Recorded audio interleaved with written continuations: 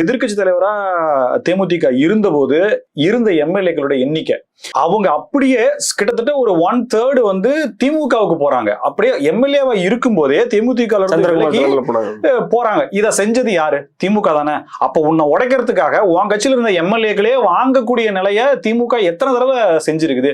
அதிமுக பழி வாங்குறேன்னு சொல்லிட்டு தேமுதிக கட்சியவே காலி பண்ணி கட்சியை உடைச்சு அதுல இருந்தானே கரைய ஆரம்பிச்சது.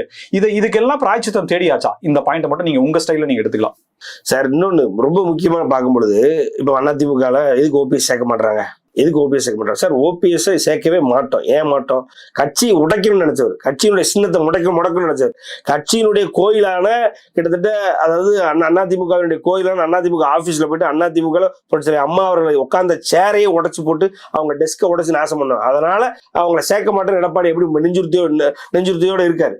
இந்த தேமுதிகவில் இந்த பிரேமலதா அவர்கள் கொஞ்சம் யோசிச்சு பார்த்தாங்க அப்படின்னா, கேப்டன் இருக்கும் பொழுதே சந்திரகுமார் அப்படின்னு ஒரு பேட்ச் ஆஃப் எம்எல்ஏஸ் இருந்தாங்க சார்.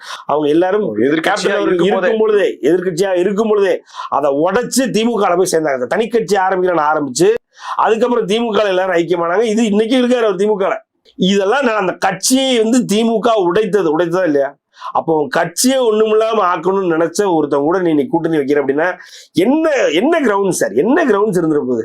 திமுக என்ன கொள்கை இருக்கு? என்ன வெறுமனே சீட்டு தரான் அப்படின்றதுனால இன்னைக்கு தேர்தலுக்கு என்ன வேணாலும் பண்ணலாம் அப்படின்றதே முதல்ல ஒரு மோசமான எண்ணம் இல்லையா? 2016 கைகூடாதது 2026 சாத்தியமாகி இருக்கிறது பெருமையோட 10 வருஷத்துக்கு முன்னாடி நடந்திருக்க வேண்டியது இப்ப நடந்திருக்கு அப்படின்னு சொல்லி சொல்றாங்க. மகிழ்ச்சியோட சொல்றாங்க. அவ்வளவுதான் சொல்றாங்க. இதெல்லாம் முடிஞ்சு கேப்டன் போய் ஆசீர்வாதம் வாங்குறாங்க சார். அப்படியே கேப்டன் நங்கு மண்டையிலே வைப்பாருன்னு தோணுது எனக்கு.